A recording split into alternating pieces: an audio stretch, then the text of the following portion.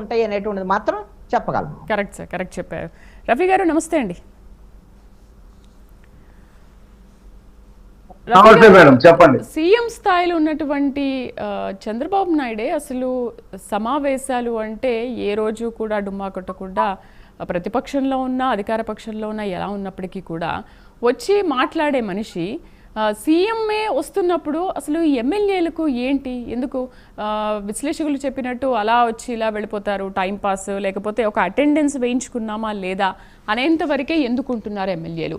ఇవాళ వాళ్ళని పిలిపించుకొని సమావేశాలకు రండి అని పిలిపించుకునే అవసరం ఎందుకు ఏర్పడింది? అసలు ఆ సీరియస్నెస్ అనేది ఎమ్మెల్యేలో ఎందుకు కనిపించట్లేదు? మేడం, మీకు అలాగే ఆంజనేయ రెడ్డి గారికి, కృష్ణాంజనేయ అందరికీ, ప్రైమ్ లైన్ వీక్షకులందరికీ కూడా శుభసాయం. మేడం, ఇది చాలా విచారకరమైన విషయం. ఎమ్మెల్యేలు సమావేశాల్లో పూర్తి ఉండకపోవటం అనేది మంచి సాంప్రదాయం కాదు. దాన్ని ఎవరు కూడా సమర్థించరు. అయితే ఇక్కడ మన విషయం చర్చించుకోవాల్సి వస్తే, అనాదిగా ఈ పద్ధతి, ఈ చెడు సాంప్రదాయం ఢిల్లీలో ఉన్నటువంటి పార్లమెంట్కి, వివిధ రాష్ట్రాల్లో ఉన్నటువంటి అసెంబ్లీలకి ఉంది. మనం చాలాసార్లు చూసాం. లోక్సభలో కోరం లేక సభలో తీర్మానం ప్రవేశపెట్టలేని పరిస్థితిలో సభ వాయిదా పడినటువంటి సందర్భాలు చూసాం. ఇప్పుడే కాదు, ఎప్పటి నుంచో ఉండదు. కోరం అంటే 10%, లోక్సభలో కోరం అంటే 55 మంది ఉండాలి. వాళ్ళు లేక బిల్లులు పెట్టలేని పరిస్థితి కూడా ఉంది. అలాగే రాజ్యసభలో కూడా చాలాసార్లు కీలకమైనటువంటి ఓటింగ్ జరుగుతున్నప్పుడు కూడా ఆ ఓటింగ్ లో పాల్గొన్నటువంటి ఎంపీని, ఎమ్మెల్యేని కూడా చూసాం. ఒకవేళ పాల్గొన్న ఓటు వేయడం కూడా రాకుండా రాంగ్ ఓటు వేసినటువంటి ప్రజాప్రతినిధులను కూడా చూసాం. అయితే ఆంధ్రప్రదేశ్ శాసనసభలో ఎమ్మెల్యేలు సభకి రావట్లేదు, వచ్చినా వెళ్ళిపోతున్నారు అనేటువంటిది చంద్రబాబు నాయుడు గారు చాలా సీరియస్ గా తీసుకొని చెప్పారు. ఇక్కడ మనం ఒక విషయం గమనించాలి. ఆంధ్రప్రదేశ్ శాసనసభ, శాసన మండలి కలిపి 11 మంది విప్లు ఉన్నారు.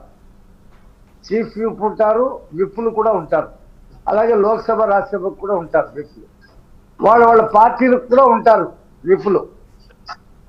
ఈ విప్లు చేసే పని ఏంటంటే, వాళ్ళకి కేటాయించినటువంటి ఎమ్మెల్యేలు, ఎంపీల్ని సభకు రప్పించడం, కీలకమైనటువంటి బిల్లులు ఉన్నప్పుడు ఓటింగ్లో పాల్గొనేలా చేయటం, కీలకమైనటువంటి ప్రతిపాదనలు ఉన్నప్పుడు చర్చలు చేయటం కోసమే విప్పుల్ని నియమిస్తారు.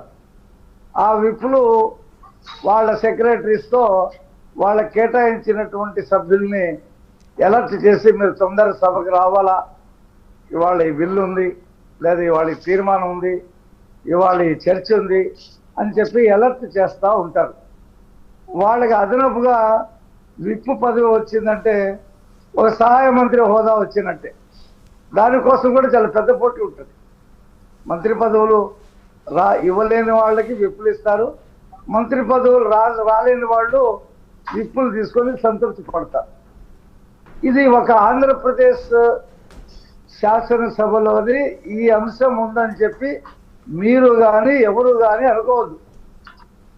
ఇది అనాదిగా భారతదేశ పార్లమెంటరీ వ్యవస్థలో సభ్యులు గైర్హాజరు, సభ్యుల్ని సభకు పిలిపించడం,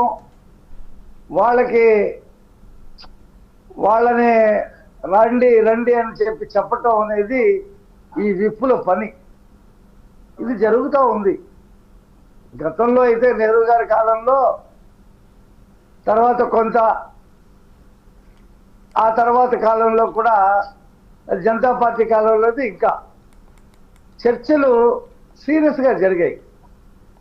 జార్జ్ ఫెర్నాండెజ్ 14 గంటలు మాట్లాడాడు ఒక చర్చ.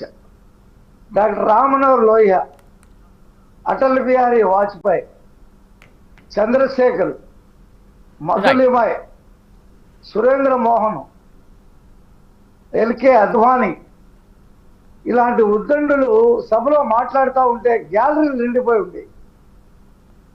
గ్యాలరీలు నిండి రైట్ రామ్మనోహర్ లోహియా వేసినటువంటి ప్రశ్నలకి రైట్ రఫీ గారు ఒక బ్రేకింగ్ న్యూస్ చూద్దాము. బ్రేకింగ్ న్యూస్ చూసిన తర్వాత మీతో మాట్లాడదాం. రఫీ గారు, బాలకృష్ణ వ్యాఖ్యలపై చిరంజీవి స్పందించారు. బాలకృష్ణ అసెంబ్లీలో చేసిన వ్యాఖ్యలపై